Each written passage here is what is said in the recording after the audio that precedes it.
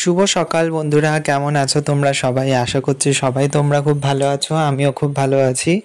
তো আমি আর কি 22 তারিখ রোববার দিন গেছিলাম মা শ্যামসুন্দরী মন্দিরে। যেহেতু মায়ের মন্দির এখন আর কি আবার নতুন করে খুলেছে, তো তারপর থেকে এই নিয়ে আমার দ্বিতীয়বার এই নিয়ে হলো যে আমি যাচ্ছি মায়ের মন্দিরে। আর মাকে যে দেখতে পাবো এই আশাটা আমি প্রথমত আর কি হয়তো হারিয়েই ফেলেছিলাম যখন থেকে শুনেছিলাম মায়ের মন্দির বন্ধ হয়ে যাবে।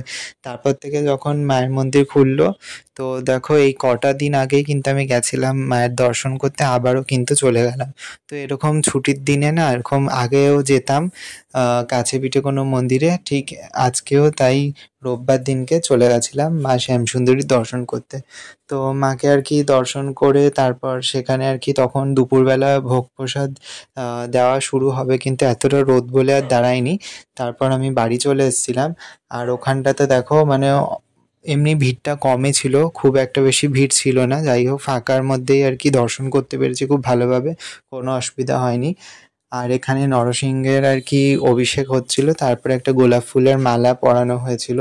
তোমরা দেখতেই পাচ্ছ এখানে কিন্তু ধূপকাঠি মোমবাতি সব জ্বলছে, সব ভক্তরা এসে মাকে ধূপকাঠি মোমবাতি দেখিয়ে, নরসিংহদেবের সামনে ধূপকাঠি মোমবাতি দেখিয়ে ওখানে কিন্তু আর কি জায়গা রয়েছে যেখানে ধূপকাঠি মোমবাতি রাখার, তো সেখানটায় আবার রেখে দিচ্ছে। আর এখানটায় দেখো মন্দিরেরই এক পুরোহিত নরসিংহদেবের গলায় আর কি গোলাপ ফুলের মালা।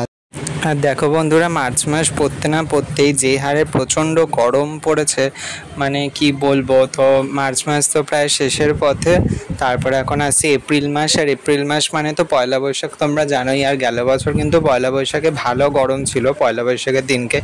এই বছরও মানে যা অবস্থা দেখতে পাচ্ছি গরম কিন্তু ততটাই পড়বে।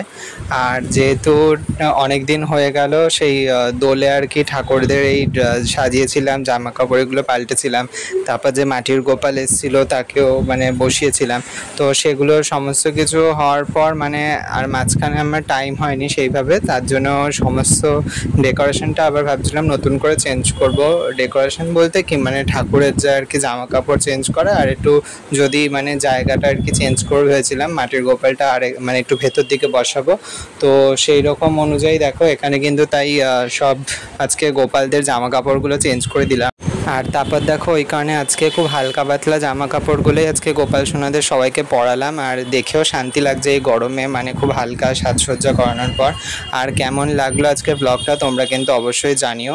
দুটো ব্লগ দুদিনের আর কি একসাথে মার্চ করে তোমাদের সাথে আজকে দিলাম, তো অবশ্যই তোমরা জানিও কেমন লেগেছে। দেখা হচ্ছে আর একটা নতুন ব্লগে, ততক্ষণ তোমরা সবাই খুব ভালো থেকো, সুস্থ থেকো, নিজের শরীরের খেয়াল রেখো। রাধে রাধে।